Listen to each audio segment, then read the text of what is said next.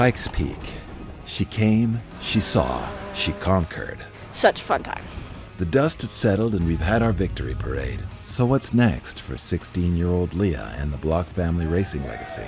Post Tuna Pegasus triumph and her first O2WD class win at Olympus Rally in April, Lia is ready to make her Extreme E debut for Carl Cox Motorsport at Sardinia, Italy in prep for the Island X Prix. When? This upcoming weekend, July 8th and 9th, 2023. Where is Island X? It's in the Bering Sea, 700 miles from Anchorage. Hey, that's not too far from where they launch cars on the 4th of July. Check out our video on that madness. And Island X is truly, madly, and deeply one of the wildest places on Earth to go duck hunting.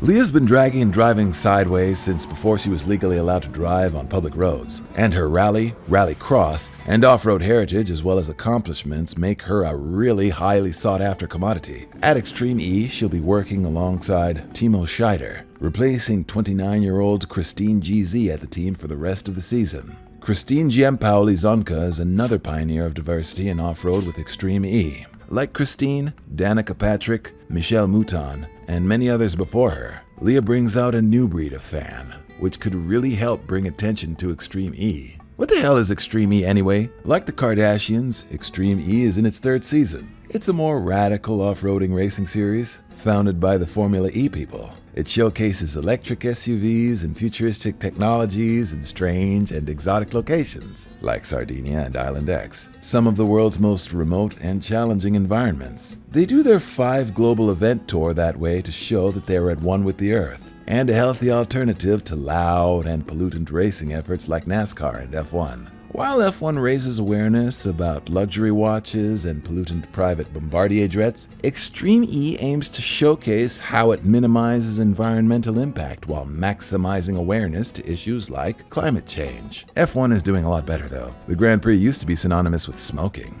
Extreme E also prides itself on showcasing and pushing a more diverse set of drivers, whereas the mixture of drivers in many other racing leagues can be a little homogeneous at times. Like racing up Pikes Peak where her pappy also did runs, this is another full-circle chickens coming home to roost moment for Lia. Her father, Ken Block, who sadly passed away earlier this year, was involved in the early developments of the Extreme E Championship and was the first driver to race the Odyssey 21 in competitive motorsports at the Dakar Rally in January of 2020, the mother of all desert races. He only did the last stage though, 232 miles of the 4,900-mile race. Will we ever see Lia do a full Paris-Dakar run? We've been seeing more and more EVs in desert races in recent years, and maybe a new face could help normalize and popularize the EV even more for a new generation.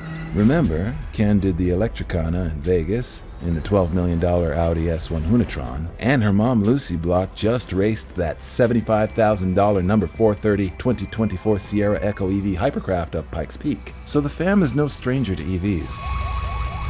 That's the sound of the EV! Yeah, EVs have to exude police siren sound effects when riding on the Pikes Peak mountain. Kinda cool, but also kinda annoying. Back to Lia. This right here will be Lia's first race outside the US, and she'll be up against some pretty big names. Is she ready for Extreme E? Extreme E EVs are heavy, around 3,640 pounds, capable of around 0 to 60 in 4.5, and have about 400 kilowatts or 540 HPs of power. Lia's driven more high-powered things than most of us mere mortals ever get access to at 16, and she's dragged against 2,000 and 4,000 horsepower monsters with pros behind the wheels in a 1,400 horsepower 65 Mustang in the Unicorn vs. the World Series at age 14. And after she did at Pikes, I think she'll do all right. What about you?